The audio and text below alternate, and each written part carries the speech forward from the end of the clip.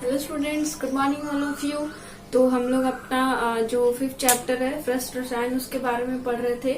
Last class में हम लोगों ने अधिशोषण के जो प्रकार थे, भौतिक अधिशोषण, रासायनिक अधिशोषण, उसके बारे में पढ़ा, उनमें अंतर पढ़े थे।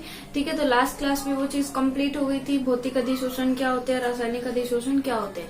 उसके बाद नेक्स्ट जो हमने टॉपिक शुरू किया था वो किया था कि जो अधिशोषण है उसको प्रभावित करने वाले कारक कौन कौन से हैं, कौन से ऐसे कारक है जो अधिशोषण को क्या करते हैं, प्रभावित करते हैं। ठीक है, तो उसके अंदर हमने सबसे पहला जो कारक पढ़ा था वो पढ़ा था अधिशोषक का जो प्रकृति था उसके बारे में, कि अधिशोषक की प्रकृति के बारे में पढ़ा था। अधिशोषक मतलब जो गैसेस जितने ज्यादा लिक्विफाई होंगी, या फिर हम लोग बोल सकते हैं जो जितनी जल्दी लिक्विड के अंदर चेंज होगी उसका अधिशोषण उतना ही क्या होगा, ज्यादा होगा। या फिर हम लोग बोल सकते हैं जिसका क्रांतिक ताप जितना ज्यादा होगा उस गैस का अधिशोषण उतना क्या होगा, अधिक होगा। तो हम लोगों ने देखा कि पोलर जो गैसेस है उनका अधिशोषण ज्यादा हो रहा था, और जैसे स्टेबल गैसेस हो गई हमारी H2O2, इनका क्या हो रहा था, कम हो रहा था।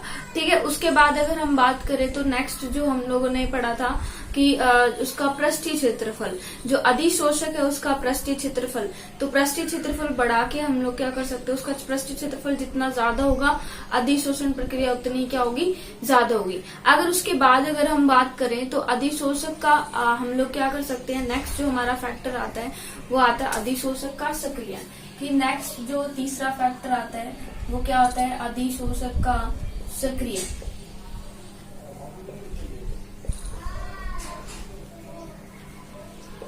देखो इसका मतलब क्या है कि अधिशोषक जो आपका है, अधिशोषक क्या है, एक सतह है।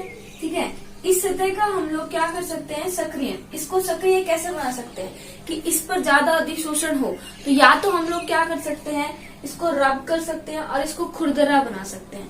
ठीक है, यांत्रिक विधि द्वारा इसको खुरदरा बनाएंगे। तो देखो एक तो चिकनी सतह होती है, एक खुरदरी सतह होती है। तो ज्यादा अधिशोषण या ज्यादा अब्जॉर्प्शन कहाँ होगा, जो खुरदरी सतह वहां पे होगा।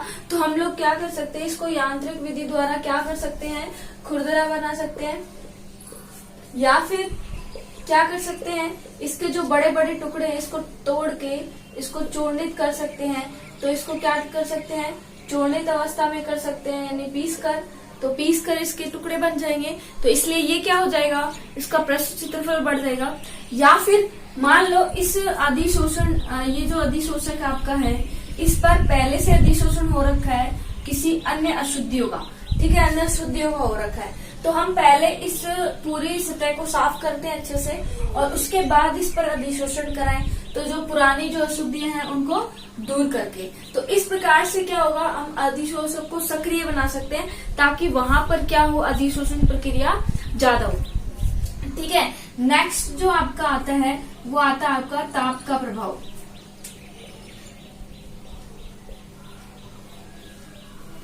नेक्स्ट जो क्या आता है आपका ताप का प्रभाव। देखो ताप का प्रभाव की अगर हम बात करें तो ताप के प्रभाव के अंदर अगर आपको अधिशोषण प्रक्रिया के बारे में मैंने बताया था कि जब भी अधिशोष्य किसके साथ जुड़ेगा, अधिशोष्य किसके साथ जुड़ेगा, अधिशोषक के साथ में।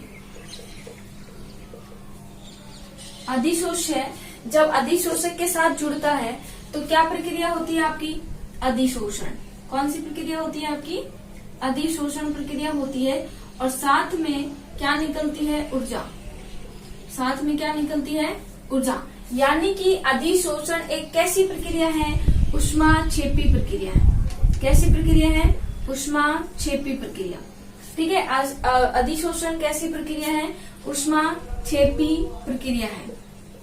तो देखना यहाँ पर अधिशोषण में ऊष्माक्षेपी प्रक्रिया, इट मीन्स क्या हो रहा है कि जैसे अधिशोषण प्रोसेस होती है वहां से ऊष्मा का क्या होता है, उत्सर्जन होता है।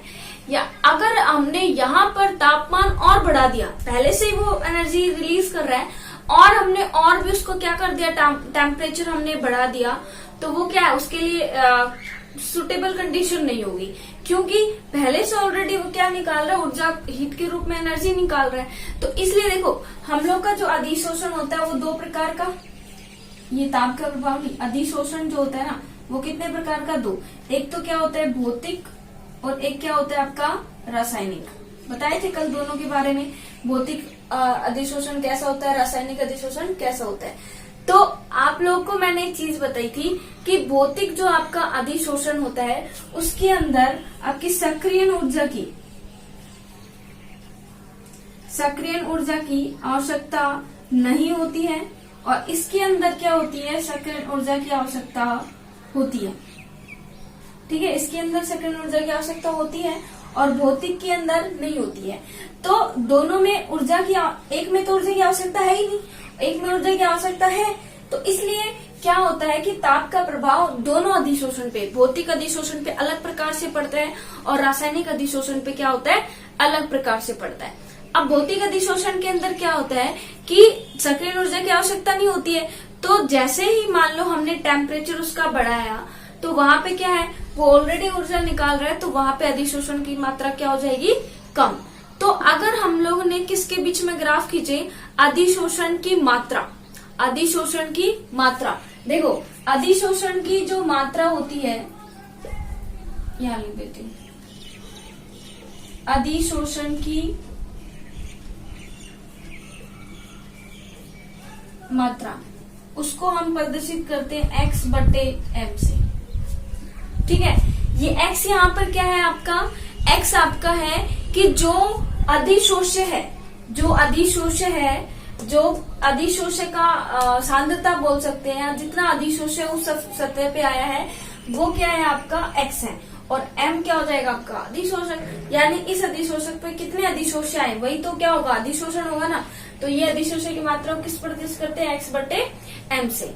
तो हम लोग क्या करते हैं, अधिशोषण की मात्रा का अगर हम लोग ग्राफ खींचे किस के साथ में, टेम्परेचर के साथ में, तो हम लोग क्या करें, अगर ग्राफ खींचे x/m का t के साथ में, ये x/m को मैं बार बार में नहीं लिखूंगी कि क्या है, ये क्या है आपका अधिशोषण की मात्रा, ठीक है, और ये t क्या है आपका टेम्परेचर। तो अगर मैंने क्या किया, अधिशोषण की मात्रा के बीच में और टेम्परेचर के बीच में, और स्पेशली मैं क्या बता रही हूँ आपको, भौतिक अधिशोषण के लिए। कौन से अधिशोषण के लिए, भौतिक अधिशोषण के लिए। तो भौतिक अधिशोषण में चूंकि हमें पता है कि सक्रियण ऊर्जा की आवश्यकता नहीं होती है, इसलिए वहां पे जो भी प्रोसेस है उसमें ऊर्जा का क्या हो रहा है, उत्सर्जन होता है।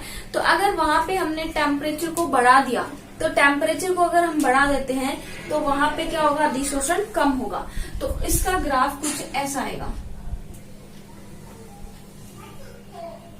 ठीक है, इसका ग्राफ क्या आएगा, कुछ ऐसा आएगा। ये ग्राफ ऐसा क्यों आ रहा है, ये ग्राफ ये आ रहा है कि जैसे जैसे हमने टेम्परेचर बढ़ाया अधिशोषण की मात्रा क्या हो जाएगी, कम।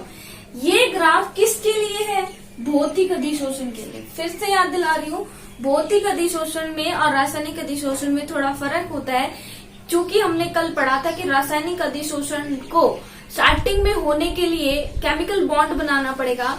वो केमिकल बॉन्ड बनाने के लिए उसे कुछ ऊर्जा की आवश्यकता होगी, ठीक है, तो उसे कुछ ऊर्जा की आवश्यकता होगी, इसलिए वो तो क्या कर सकता है, ऊर्जा स्टार्टिंग में तो ले सकता है, ठीक है। लेकिन भौतिक अधिशोषण में ऐसा कुछ नहीं है, वहां पे तो सिर्फ क्या है, अट्रैक्शन फोर्स है, वहां पे कोई भी ऊर्जा की क्या नहीं होती, आवश्यकता नहीं होती है। तो वहां पे कोई ऊर्जा की आवश्यकता नहीं होती, इसलिए जैसे हमने टेम्परेचर बढ़ा दिया वैसे वैसे अधिशोषण की मात्रा क्या हो गई, घट गई। ये तो किसके लिए बात आ गई, भौतिक अधिशोषण के लिए। फिर से बता देती हूँ कि जब भी टेम्परेचर का प्रभाव हम पढ़े तो टेम्परेचर के प्रभाव में अधिशोष्य प्लस अधिशोषण करते हैं, तब अधिशोषण होता है, तो ऊर्जा का उत्सर्जन होता है। यानी कि अधिशोषण कैसी प्रक्रिया है, ऊष्माक्षेपी प्रक्रिया है।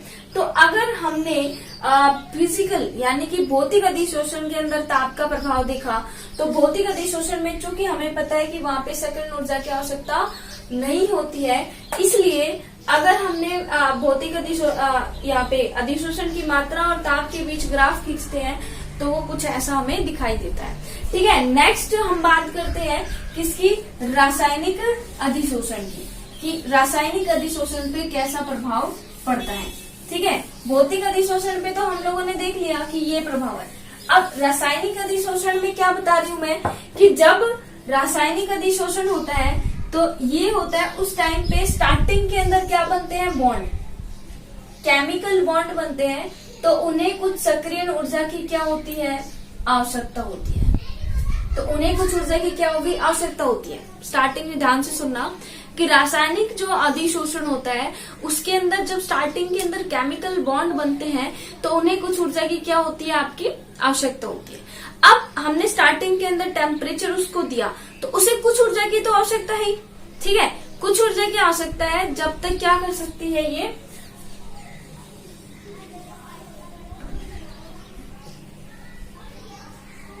ठीक है, तो कुछ ऊर्जा की आवश्यकता है तब तक तो वो टेम्परेचर को क्या करेगी, एक्सेप्ट करेगी, यानी तब तक तो उसे टेम्परेचर मिल रहा है तो अधिशोषण की मात्रा बढ़ रही है।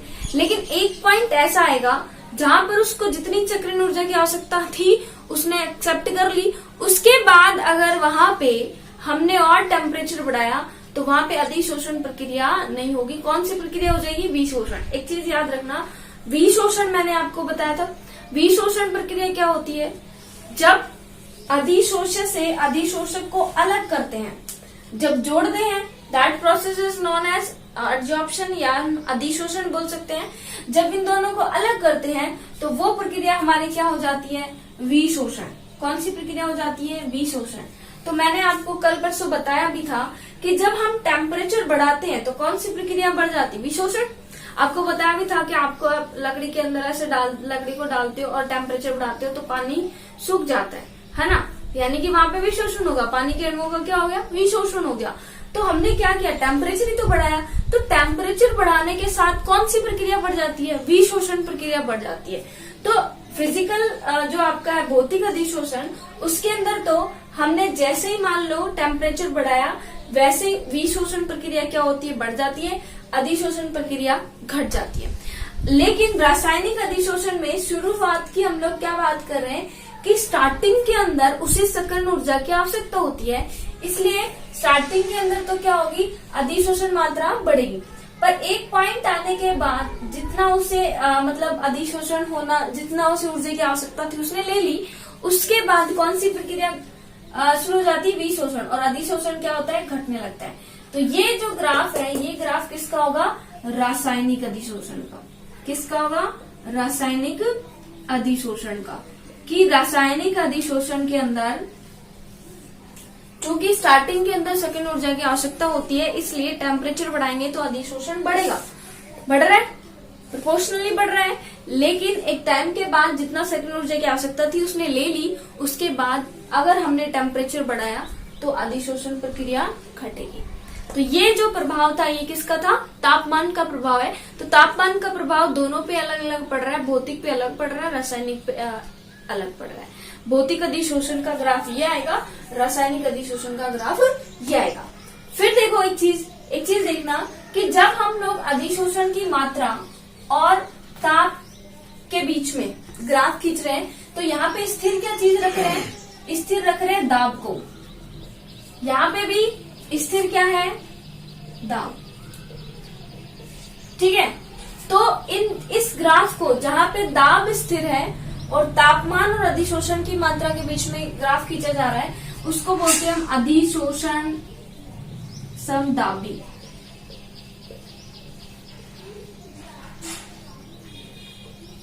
वक्र क्या होगा, एड्जॉर्प्शन आइसो जो थंब टेम्परेचर होता है, सॉरी ये आइसोबार, ठीक है। तो यहाँ पे अधिशोषण समदाबी वक्र या एड्जॉर्प्शन आइसोबार ग्राफ, ठीक है। तो समदाबी क्यों, दाब क्या है हमारा, स्थिर है। जब सम मतलब समान, कांस्टेंट चीज दाब है तब हमारा क्या हो जाएगा, समदाबी वक्र हो जाएगा। अगर हमारा तापमान क्या हो जाएगा, समान हो जाएगा, तब हमारा समतापी वक्र हो जाएगा, ठीक है। लेकिन अभी हम किसकी बात कर रहे हैं, दाब समान है, क्योंकि ताप का तो हम लोग वेरिएशन पढ़ रहे हैं, तो ताप तो स्थिर नहीं है। स्थिर चीज क्या है, दाब है। तो ये कौन सा अधिशोषण वक्र कहलाता है, अधिशोषण समतापी वक्र, ये भी और ये भी, ठीक है। तो ये आपका क्या हो गया, तापमान का प्रभाव। समझ आया, तापमान का प्रभाव दोनों पर अलग अलग प्रकार से पड़ रहा है। ये हमारा फिजिकल और ये हमारा केमिकल। ओके, नेक्स्ट हम लोग पढ़ते हैं दाब का प्रभाव, ठीक है। अब दाब का प्रभाव पढ़ेंगे तो हम लोग स्थिर क्या रखेंगे, ताप को, ठीक है। हम लोगों ने स्थिर क्या रखा, ताप को।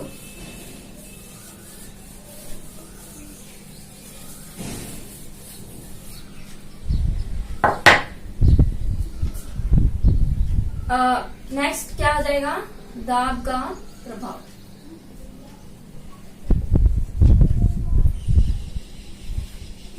अब देखो दाब का प्रभाव की बात करते हैं तो देखो सब ये हमारी सतह है, ठीक है, ये सतह है ये वाली, ओके। इस पर हम लोग क्या करा रहे हैं, अधिशोषण। अब ये अधिशोषण की मात्रा है, इस पर जैसे जैसे मान लो हम दाब एकदम प्रेशर लगा के इसको करेंगे तो बताओ अधिशोषण बढ़ेगा कि घटेगा। आपको सीधा सीधा समझ आ रहा है कि ये जो सतह है इस पर दाब लगाएंगे तो सीधी सी बात है ना, अधिशोषण बढ़ेगा ही, ठीक है। तो आप दो अणुओं को आपको पास ही लेके आना है। फिजिकल जो आपका है यानी भौतिक अधिशोषण, उसके अंदर क्या होना है, अट्रैक्शन होना है, तो उसमें भी अणुओं को पास लेके आना है। केमिकल जो एब्जॉर्प्शन है यानी रासायनिक अधिशोषण है, उसके अंदर भी अणुओं को पास ही लेके आना है। तो आप दाब लगा के अणुओं को पास ही तो लेके आओगे, तो इससे क्या होगा, दाब जैसे जैसे हम लोग दाब बढ़ाते हैं वैसे वैसे क्या होगा, अधिशोषण की मात्रा भी बढ़ती है। तो अधिशोषण की मात्रा और किसके बीच में हम लोग ग्राफ खींचे, ये हमारी किसकी मात्रा होगी, अधिशोषण की मात्रा और प्रेशर। तो यहाँ पे स्थिर क्या चीज हो जाएगा, स्थिर क्या हो जाएगा, ताप। और जब तापमान स्थिर है और ग्राफ खींचा जा रहा है अधिशोषण की मात्रा और दाब के बीच में, तो वो ग्राफ आपका हो जाएगा अधिशोषण समतापी वक्र, एड्जॉर्प्शन आइसोथर्म ग्राफ, ठीक है। इसमें क्या पढ़ना है, ध्यान से सुनना, कि जब भी हम लोग क्या करते हैं, अधिशोषक पर दाब लगाते हैं या फिर उस प्रक्रिया में ऐसे अधिशोषक पे दाब लगाया तो दाब लगाने पर अधिशोषण की मात्रा बढ़ती है। लेकिन एक ध्यान देखना, ये जो ग्राफ है ऐसे बनता है आपका, यानी कि दाब लगाने पर अधिशोषण बढ़ रहा है, लेकिन एक टाइम आने के बाद वो क्या हो जाता है, एक्स एक्सिस के पैरेलल हो जाता है। एक्स एक्सिस के क्या हो जाता है, पैरेलल हो जाता है, यानी कि उसके समांतर हो जाता है। उसके बाद आप जितना भी दाब बढ़ा लो, अधिशोषण की मात्रा नहीं बढ़ती है। क्यों नहीं बढ़ती है, क्योंकि उस टाइम पर एक लेयर का या बोल सकते एक परत का निर्माण हो जाता है। क्या होता है, देखो ये हमारी सतह है, ठीक है। इस सतह पे जब तक दाब बढ़ाएंगे, जब तक ये वाले सारे अणु जुड़ेंगे, जब तक तो ये ग्राफ क्या होगा, ऐसे चलेगा, ये ऐसे बढ़ रहा है। लेकिन जैसे ये वाली लेयर फॉर्म हो गई है, उसके बाद ये क्या आ जाएगा, कांस्टेंट चलना हो जाएगा। अब हम जितना दाब बढ़ा लें वहां पे ये क्या नहीं होगा, एप्लीकेबल नहीं होगा, वहां पे क्या रहना है, कांस्टेंट रहना। तो इसके अंदर आप दो चीज याद रखोगे कि ये सिर्फ और सिर्फ सिंगल लेयर पे काम करते, सिंगल लेयर, और दूसरी चीज भौतिक अधिशोषण। अब आप लोगों ने पढ़ा, हम लोगों ने कल पढ़ा कि भौतिक अधिशोषण में मल्टी लेयर होती है, लेकिन इसमें ये चीज आपको ध्यान रखनी है कि यहाँ पे सिंगल लेयर दाब के प्रभाव में, बाकी कहीं आपको बस इतना सा देखना है कि जैसे जैसे आप लोग क्या बढ़ाओगे, दाब बढ़ाओगे, एक पॉइंट आने के बाद हम लोग का क्या हो जाएगा, अधिशोषण की मात्रा स्थिर हो जाएगी। उसके बाद आप जितना दाब बढ़ा लो कोई फर्क नहीं पड़ता है, ठीक है। तो ये किसका प्रभाव है, दाब का प्रभाव। उसके बाद फ्रेंडलिक जो एक थे, फ्रेंडलिक जो थे, उन्होंने क्या किया, इसका प्रायोगिक निर्धारण किया, प्रैक्टिकली इसको करके देखा कि कैसे क्या प्रभाव पड़ता है। तो फ्रेंडलिक ने क्या किया, ताप समान रखते हुए दाब का प्रभाव अधिशोषण की मात्रा पे देखा, तो उसको बोलते हैं हम लोग फ्रेंडलिक अधिशोषण समतापी वक्र, ठीक है। उसने फ्रेंडलिक ने दिया था, उसलिए उसके नाम पे इसको क्या बोलते हैं, फ्रेंडलिक अधिशोषण समतापी वक्र। तो नेक्स्ट आपका हो जाएगा, नेक्स्ट आपका क्या हो जाएगा,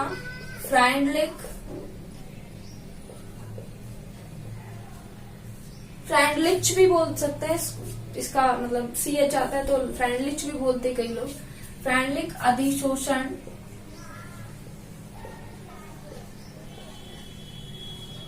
देखो दाब के में तो देखा था, तो सम क्या होगा, समतापी वक्र, ठीक है। अब इसने क्या किया, समतापी में तापमान को क्या रखा है, समान, और दाब के बीच में क्या किया है, ग्राफ खींचा है। अब देखो उसने ये बोला कि अगर दाब बढ़ाने पर अधिशोषण की मात्रा बढ़ती है, ठीक है, तो कंटिन्यूअसली बढ़नी चाहिए, लेकिन एक पॉइंट आने के बाद ही क्या हो रही है, कांस्टेंट हो रही है। अब हमें पता है दोनों चीज अगर डायरेक्टली प्रोपोर्शनल होते हैं तो ग्राफ हमें ऐसा प्राप्त होता है ना, ऐसा प्राप्त होना है कि ये बढ़ रही है तो ये भी बढ़ रही है, ऐसा प्राप्त होता है। तो उसने भी यही कहा कि अगर दाब बढ़ाते हैं, अधिशोषण की मात्रा बढ़ती है, तो ग्राफ हमें ऐसा मिलना चाहिए, लेकिन हमारा ग्राफ हमें कैसा मिल रहा है, ऐसा मिल रहा है। यानी कि यहाँ पे कुछ कुछ तो क्या है, बीच में आ रहा है गड़बड़। तो वो क्या बताया उसने कि यहाँ पे जो आपका अधिशोषण की मात्रा है वो डायरेक्टली प्रोपोर्शनल पी के नहीं है। डायरेक्टली प्रोपोर्शनल पी होती तो ग्राफ ऐसा आता, लेकिन उसने ये बताया कि डायरेक्टली प्रोपोर्शनल पी नहीं है, 1/p की पावर 1/n के है। ये उसने क्या बताया, अपने प्रयोगों द्वारा निर्धारित किया। तो उसने ये बताया जहां पे ये 1/n की वैल्यू है, ये 0 से लेके कहां तक वैरी करती है, 1 तक, ठीक है। 0 से लेके ये वैल्यू कहां तक आती है आपकी, 1 तक वैल्यू आती है, ठीक है। 0 से लेके 1 तक वैल्यू आएंगी, यानी कि 0, 1, 1/n और क्या हो गया 1, 3 आपके पास क्या बन गई है, केस बन गई। फिर उसने क्या किया, अध्ययन किया, ठीक है, प्रयोग करके ही तो देखे। तो उसने क्या किया, अलग अलग दाब पे क्या किया, ग्राफ देखा कि कैसा आता है। तो सबसे पहले उसने देखा कि फर्स्ट कंडीशन उसने ली निम्न दाब पर,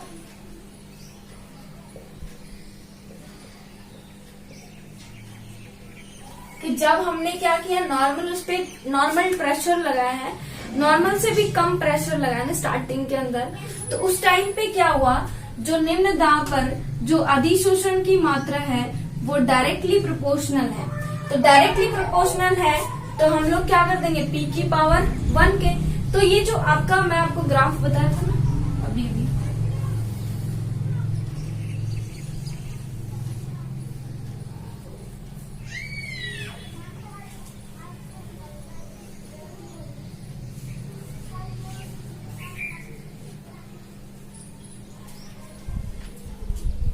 ठीक है। तो उसने ये बताया कि यहाँ तक जो आपका टेम्परेचर वो निम्न है, थोड़ा ही है ना, यहाँ तक टेम्परेचर, तो यहाँ तक टेम्परेचर पे ग्राफ देखो सीधा जा रहा है ना।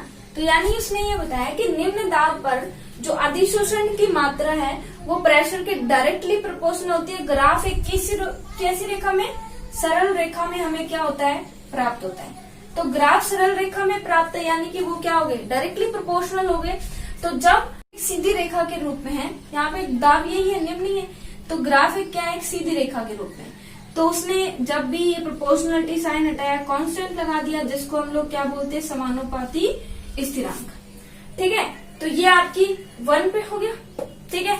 उसके बाद उसने दूसरी दी उच्च दाब पे। उच्च दाब क्या है यहाँ पे, तो उच्च दाब पर उसने देखा कि जो ये x/m अधिशोषण की जो मात्रा है और दाब, ये क्या हो गए, एकदम से समांतर हो गए, ठीक है, समांतर हो गए, यानी कि दोनों चीज क्या हो गई, कांस्टेंट। तो यानी कि क्या हुआ कि उस पर उच्च दाब पर अधिशोषण की मात्रा में कोई फर्क नहीं पड़ रहा, कि हम लोग दाब जितना भले उसको दे रहे हैं, अधिशोषण की मात्रा क्या रह रही है, कांस्टेंट। तो उच्च दाब पर एक क्या आ रही है, समांतर हो रही है। तो यहाँ पे जो x/m है वो क्या होगा, समानुपाती होगा p की पावर 0 की। p की पावर 0 क्यों है, क्योंकि कांस्टेंट है, वो कोई फर्क नहीं पड़ रहा है उस पे, ठीक है। अब हम लोग समानुपाती स्थिरांक हटाएंगे तो क्या लगाएंगे, k x/m बराबर k p की पावर 0। और मैंने आपको बताया है कि किसी की भी पावर 0 होती है तो वो वैल्यू क्या हो जाती है, 1। तो p की पावर 0 तो क्या हो जाएगी, 1। तो यहाँ पे क्या बचेगा, x/m बराबर k, और p की पावर 0 बराबर क्या बच जाएगा, 1। तो यहाँ पे देखना x/m क्या आ गया आपका, k के बराबर आ गया। यानी कि जो आपका अधिशोषण की मात्रा क्या होगी, कांस्टेंट। कौन से दाब पर, उच्च दाब पर। तो उसने निम्न दाब पर कर लिया, उसने उच्च दाब पर अध्ययन कर लिया। अध्ययन किया तो ये पाया कि निम्न दाब पर तो सीधी डायरेक्टली प्रोपोर्शनल है, और उच्च दाब पर क्या हो गई आपकी, बिल्कुल उसके समानांतर चली गई है, ठीक है। फिर उसने क्या किया, मध्यम दाब पे, यानी कि ये जो बीच वाला प्रेशर है इस पे और स्टडी किया, ठीक है। तो इतना समझ आया ना, मैं इसको रफ करूंगी। तो आप फिर से बता दे रही हूँ कि उसने फ्रेंडलिक ने प्रयोगों द्वारा देखा कि दाब का कैसे कैसे प्रभाव पड़ता है। तो उसने 2-3 कंडीशन ली। तो ये x/m p के समानुपाती होता है। उसने ये बताया कि घातांक के रूप में होता है, जिसकी वैल्यू 0n/n और ये 1 तक होती है। फिर उसने निम्न दाब पर देखा तो सरल रेखा के रूप में प्राप्त हुआ ग्राफ। उच्च दाब, बहुत ज्यादा दाब लगा के देखा तो उसने क्या देखा कि एक सीधा समांतर आ रहा है, यानी कि कोई फर्क नहीं पड़ रहा है। तो फिर उसने तीसरा जो आपका आएगा वो आएगा मध्यम दाब पर। ठीक है, इम्पोर्टेंट है ये, इस चैप्टर का इम्पोर्टेंट टॉपिक है, ये पूछा जाता है बहुत बार।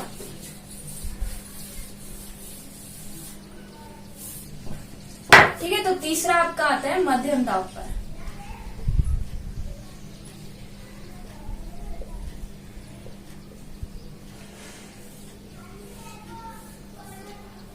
ठीक है, मध्यम दाब की अगर हम बात करें अभी, तो मध्यम दाब पर उसने क्या कहा कि जो अधिशोषण की जो मात्रा है वो समानुपाती होती है P की घातांक 1/n के, जिसमें 1/n की वैल्यू 0 और 1 के क्या है, बीच की है। 0 भी नहीं है और 1 भी नहीं है, उन दोनों की क्या है, बीच की। यही तो है ना। ठीक है, तो अब देखो x/m समानुपाती P की पावर 1/n के, फिर x/m बराबर k P की पावर 1/n, ये हो गया। ये उसका क्या हो गया, मध्यम दाब के। अब इसको हमने इक्वेशन फर्स्ट दे दी। इस इक्वेशन फर्स्ट को हमने दोनों तरफ क्या ले लिया, लोग।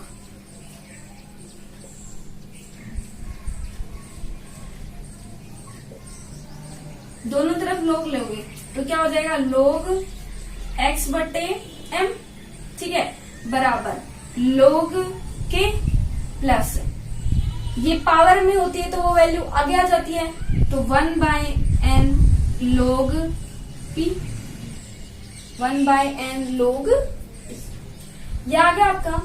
अब हम इसको ऐसे भी लिख सकते हैं ना,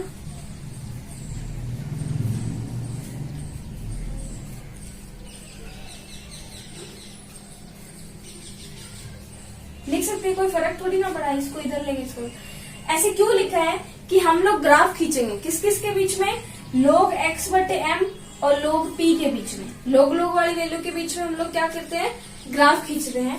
तो आप लोग देखना, ये वाला ग्राफ समझ आ गया। ये वाला ग्राफ तो हमारा था कि देखो, मैं एक बार ग्राफ में देखना, यहाँ तक जो आपका आएगा वो क्या होगा, kp1, यहाँ से यहाँ तक क्या हो जाएगा, kp0 के, और यहाँ पे हो जाएगा kp1/n के, है ना।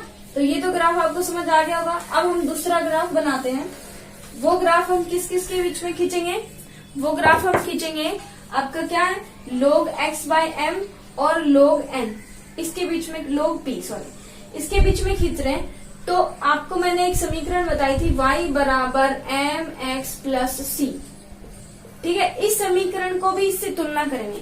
ये चीज क्या हो जाएगी, y बराबर, ये चीज आपकी क्या हो गई, m, और x एक्सिस पे हम लोग क्या ले रहे हैं, log p, इसलिए हमने इसको क्या लाया, इधर लेके आना है, m log x plus c। Okay, m x plus c। तो यहाँ पे देखो, मैंने आपको चीज बताई थी कि जब c की वैल्यू हो रही है, इसका मतलब ग्राफ स्टार्टिंग से स्टार्टिंग ना होगी, कुछ ऊपर से स्टार्ट होगा, और यहाँ पे c पॉजिटिव है, इसलिए यहाँ पे ऐसे सीधा ही बनेगा। तो यहाँ पे ग्राफ क्या आएगा, अब देखो log x/m और log p एक दूसरे के क्या है, समानुपाती है, तो ग्राफ एक सीधी रेखा के रूप में हमें क्या होगा, प्राप्त होगा। ठीक है, इधर की साइड क्या आएगा, log x/m, और इधर की साइड आएगा log p। ठीक है, अब ये log x, ये log p हो गया। ये वाली चीज क्या है, ये वाली चीज क्या है, log k, ये वाली चीज क्या है, log k, जिसको हम लोग बोल सकते हैं अंतराल, इंटरसेप्ट। और यहाँ पे ये जो स्लॉप बना है, वो स्लॉप की वैल्यू क्या है, ये है, स्लॉप बराबर m जो है वो आपका क्या है, 1/n। ठीक है, तो ये आपका क्या होता है, ग्राफ प्राप्त होता है। तो उसने क्या किया, मध्यम दाब पे लिया तो ये देखा कि प्रेशर 1/n के क्या होते हैं समानुपाती, उसका समानुपाती स्थिरांक हटाया, दोनों तरफ लोग लिया। इस समीकरण को हम y बराबर mx प्लस c से तुलना करते हैं, y बराबर mx प्लस c से तुलना करते हैं तो m की वैल्यू आती है हमारी 1/n और c की वैल्यू आती है log के। ठीक है, तो आपको कई बार ऐसे पूछ लिया जाता है log x/m और log p के बीच में ग्राफ खींचिए, तो वो ग्राफ आपका ऐसा आएगा। ओके, तो ये हो गया हमारा, क्या हो गया, दाब का प्रभाव। ठीक है, तो जितने भी प्रभावित करने वाले जो कारक थे वो हमारे क्या हो चुके हैं, कंप्लीट। जितने भी प्रभावित करने वाले कारक थे वो क्या हो गए, कंप्लीट। नेक्स्ट अगर हम बात करें कि ठोस अवस्था में अभी हमने क्या पढ़ा था कि ठोस जो था और गैस के अणु थे, ठोस और क्या कर रहे थे, गैस के अणु। अब हम पढ़ेंगे ठोस का विलयन प्रावस्था में कि विलयन प्रावस्था में अधिशोषण कैसे होता है। तो देखो मैंने आपको विलयन प्रावस्था में अधिशोषण के लिए भी मैंने आपको बताया, तो नेक्स्ट आइडिया हम लोग क्या पढ़ेंगे, विलयन प्रावस्था में अधिशोषण।